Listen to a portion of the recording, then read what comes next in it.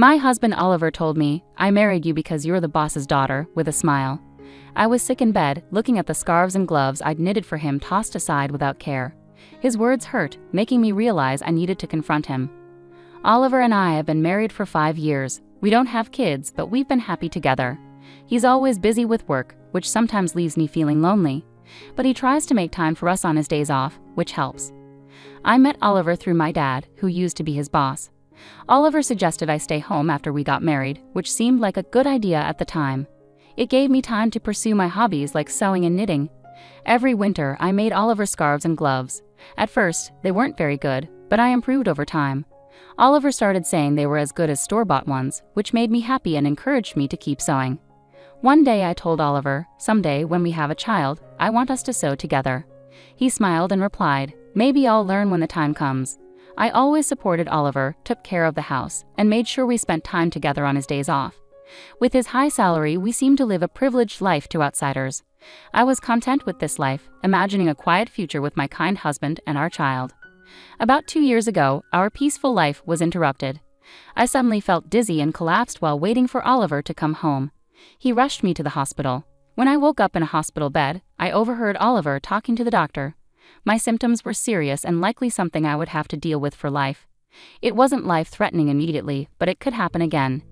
Given my condition, doctors advised me to stay in the hospital until I recovered somewhat. Seeing my anxiety, Oliver reassured me, "You'll be here for a while, but don't worry. I'll visit whenever I have time off from work. We'll get through this together." His words and his hand in mine eased my worries. With him by my side, I felt everything would be okay, despite not having any real guarantees. True to his promise, Oliver visited me nearly every day after that. He held my hand, checked on me, and brought my favorite sewing tools when I mentioned how boring the hospital days were. We spent time sewing together and chatting about little things that happened each day. Teaching him to sew was surprisingly enjoyable, and it helped pass the time. But after about a year, the regular visits dwindled. Instead of daily, Oliver started showing up only every few weeks. I figured he must be busy with work and continued sewing, planning to give him the finished scarf I was working on when he visited next. The doctor said I'd be discharged by the end of the year, so I also started making gloves to give him.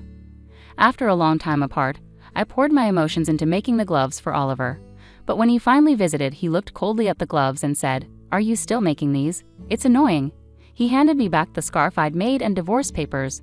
The scarf, which I'd worked on tirelessly, looked brand new, untouched since I gave it to him. "You've been in the hospital for 2 years now. I heard you're getting discharged soon, but I can't keep taking care of you," he said. "Let's get a divorce." I looked at the divorce papers. Oliver had already signed them.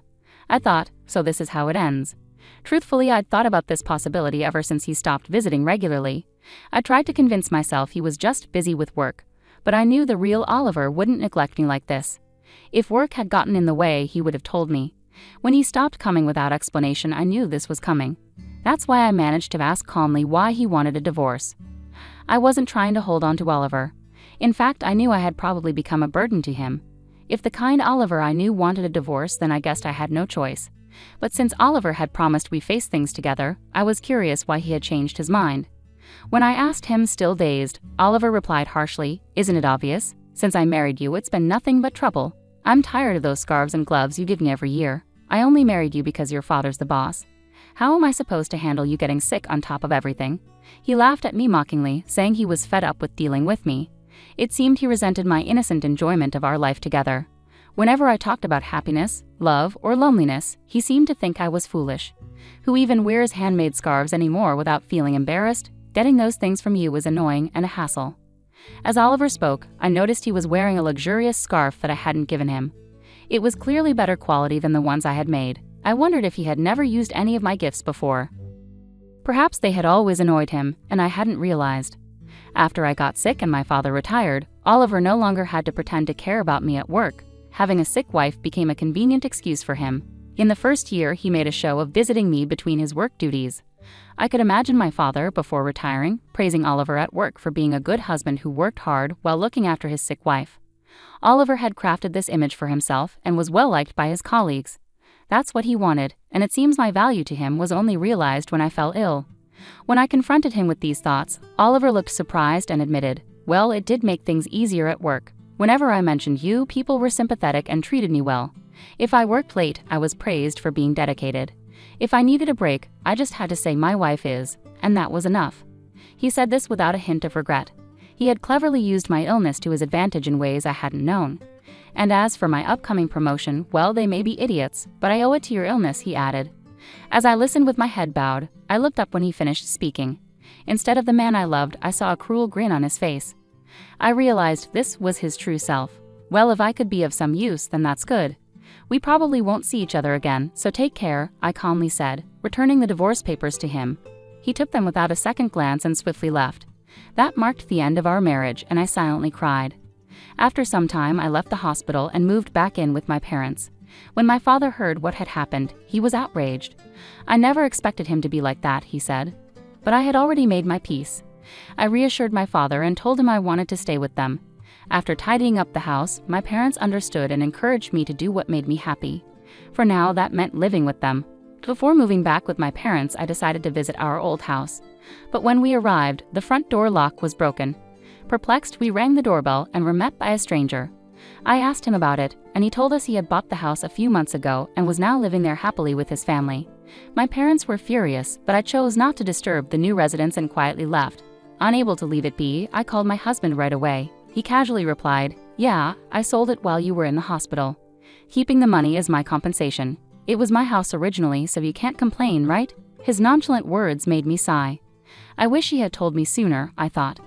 From what I learned, the house had been sold about a year ago, around the time he started showing less concern for me. Even if he had planned to divorce me, selling our home without discussing it was shocking.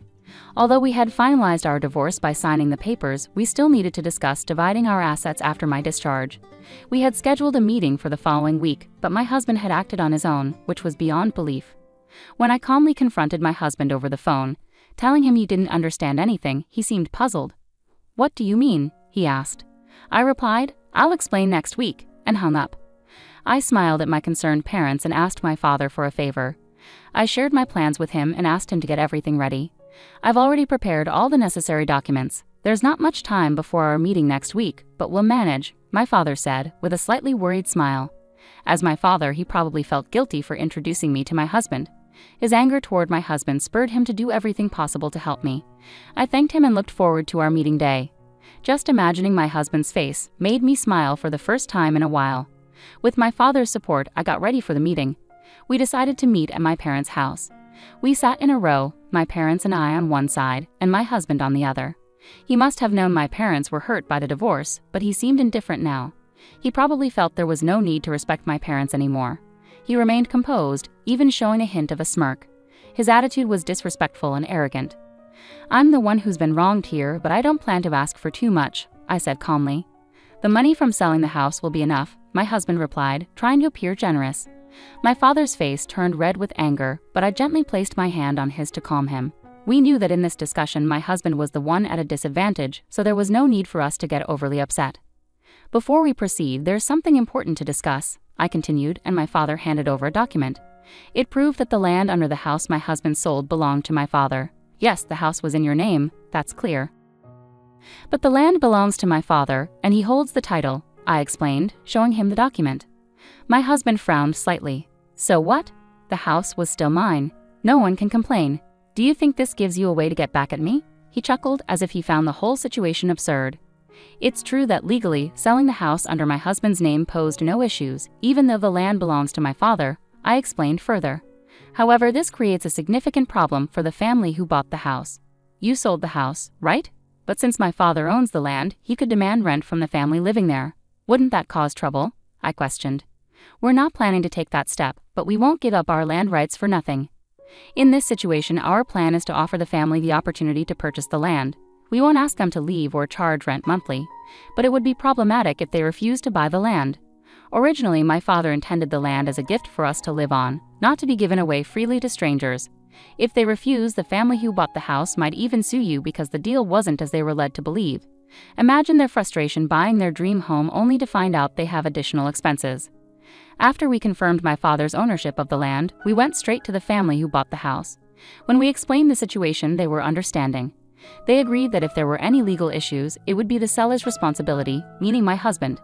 They mentioned they might sue him if negotiations failed, Seeing my husband's face go pale, I knew he realized the seriousness of the situation. He understood he could face significant financial consequences. In a shaky voice, he asked, "What should I do?"